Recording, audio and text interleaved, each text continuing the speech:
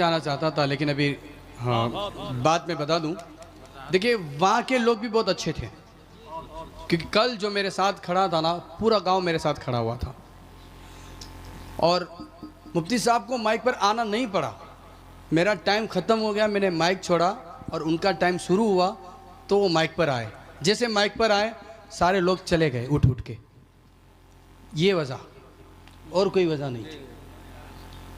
حالانکہ وہ بیٹھے ہیں, میں پڑھ رہا ہوں تو وظائف جو کرنی تھی تو چالو میں بھی کر سکتے ہیں, روک سکتے ہیں. حق بات تو کبھی بھی کر سکتے ہیں.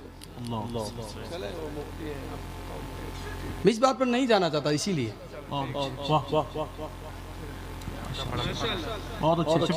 کئی مرتبہ میرے بارے میں بولے, میں کبھی کچھ نہیں بولا ہوں, ہمیشہ میں نے صبر کیا ہے. اللہ کی ذات ہے عزت اور ذلت دینے والا ہے اور ہمیں اسی پر ایمان ہے.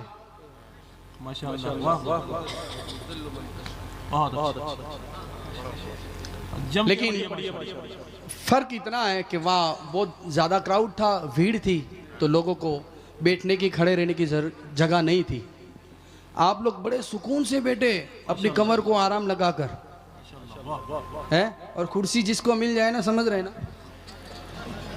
آپ کو کرسی ملی ہوئی ہے اور اللہ کا شکر کرو کہ سرکار کے صدقے میں آج ملی ہے. تو اللہ ہمیشہ آپ کو ایسے عروج میں رکھے کیونکہ آپ سرکار کی محفل میں آئے.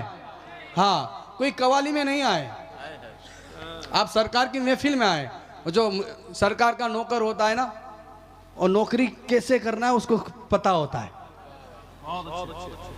تو کریں انشاءاللہ پوری نوکری کی ایمانداری سے, اور اس کا جو حساب ملے گا نا ہمیں انشاءاللہ ادھر بھی ملے گا, کل وہاں بھی ملے گا. اچھا, آپ لوگ جو شروع میں جو انداز تھا نا وہی انداز رکھیں.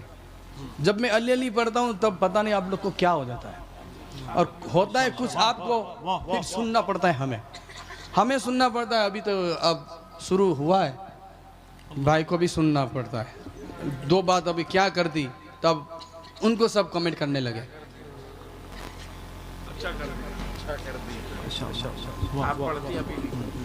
آپ لوگ جو سنیوں کا طریقہ ہوتا ہے نا اسی طریقے سے کریں, سمجھ رہے نا.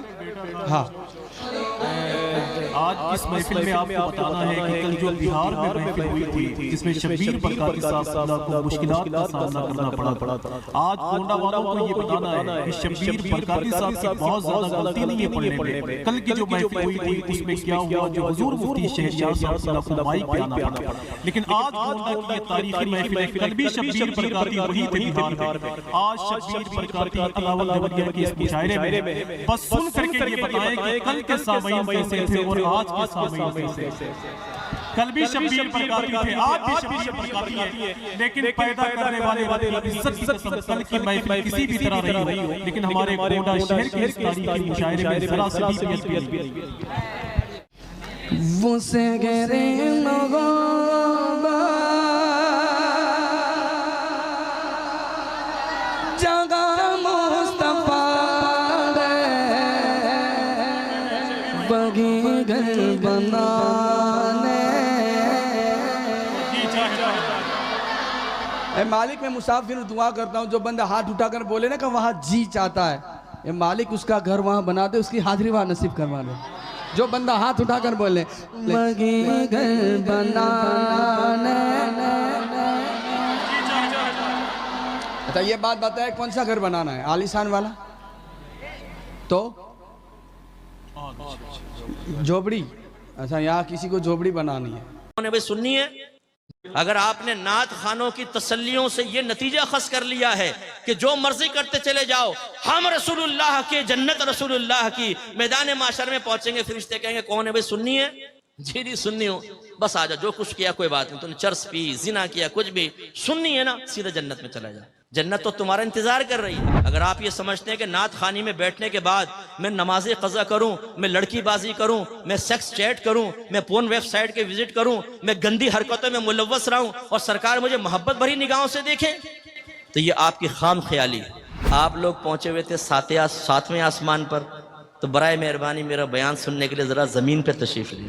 تو ہمارے سنیوں کا یہ معاملہ ہے، ہمارے لڑکے چرس پئیں، موالی ہوں، نماز پڑھیں نہ پڑھیں، پوری رات نعتیہ محفل میں بیٹھیں، فجر کا وقت آئے تو گھر میں چلے جائیں، جماعت چھوڑ دیں، نماز فرض ترک کر دیں، جماعت واجب نماز فرض وہ فکر نہیں ہے، پوری رات نعت خوانی میں بیٹھیں اور یقین کیا دلایا جائے تم سرکار کی محبت میں آئے ہو۔ جو سرکار کی محبت میں آتا ہے سرکار اسے پیار سے دیکھتے ہیں، اور جسے سرکار پیار سے دیکھیں کیا وہ جہنم میں جائے گا؟ سامنے کہتے ہیں نہیں نہیں، تو بس ہم نے تمہیں جنت تک پہنچا دیا۔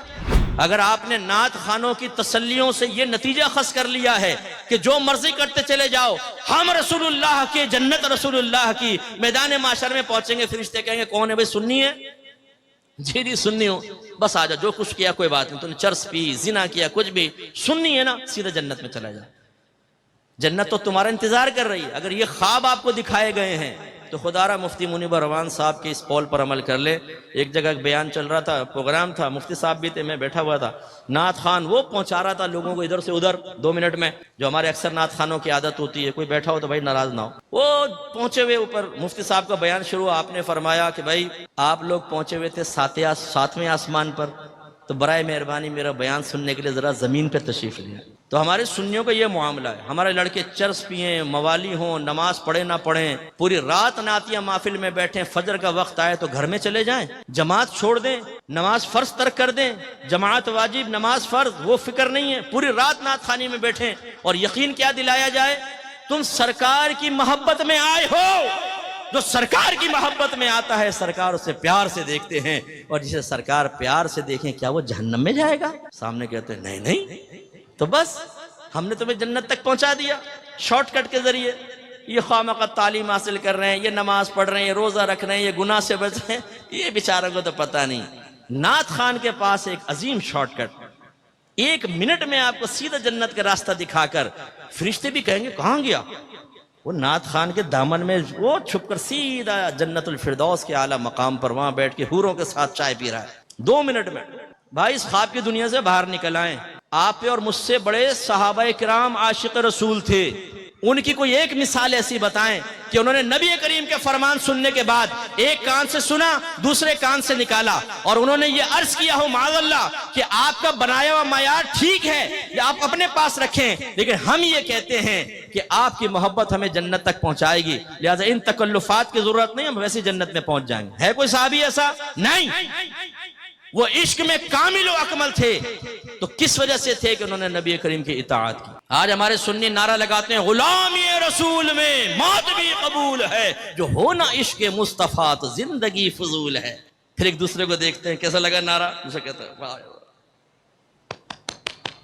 کیا نعرہ لگایا تم نے یار، بلڈ سرکولیشن تیز ہو گئی۔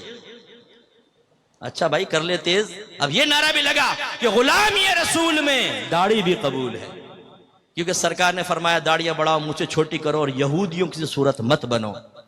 یہ نعرہ لگا غلامی رسول میں باقاعدہ علم دین سیکھنا بھی قبول ہے، کہ آپ کے نبی نے فرمایا طلب العلم فریضۃ علی کل مسلم، علم کا حاصل کرنا ہر عاقل بالغ مسلمان مرد و عورت پر فرض ہے۔ اپنے گھر والوں کو نیکی کا حکم دیں، برائی سے روکیں، کیونکہ اللہ نے فرمایا وَأْمُرْ أَهْلَكَ بِالصَّلَاةِ وَاصْطَبِرْ عَلَيْهَا لَا نَسْأَلُكَ رِزْقًا نَحْنُ نَرْزُقُكَ۔ اپنے گھر والوں کو نماز کا حکم دے اور خود بھی اس پر ثابت قدم رہے، ہم تم سے رزق کا سوال نہیں کرتے، رزق تو ہم تمہیں عطا فرمائیں گے۔ یا ایھا الذین آمنوا قوا انفسکم واہلکم نارا وقودھا الناس والحجارہ، وہ میں نے آیت پہلے بھی آپ کو سنا۔ تو کریں اپنے گھر والوں کی اصلاح۔ بیوی پڑی فجر میں خراٹے لے رہی ہے، شرم و حیا نہیں ہے کہ بیوی کو اٹھاؤ۔ جوان بیٹا پڑا سو رہا ہے، یہ نہیں کہ لات مار کے اٹھائے کمبخت اٹھ۔ ہاں اگر گورنمنٹ آف پاکستان یہ اعلان کر دے جو فجر کی نماز با جماعت ادا کرے گا اس کو 5000 روپے ملیں گے، یہی ابا ہوگا، یہی تھکا ہارا بیٹا، یہی زلفوں کی اسیر بنانے والی لیلا۔ پھر اس مجنون کو اور اس ابا کو دیکھیں آپ، لات مار کے نہ اٹھائے بیٹے کو، کمبخت اٹھ، 5000 کا معاملہ ہے، 5 تیرے 5 میرے 5 چھوٹے بیٹے کے 15000 روپے روز ایک نماز کے، پھر 5 نماز، پھر مہینے کی کیلکولیشن کر کے ابا کہہ کر لو اپنے تو وارے نیارے ہو گئے۔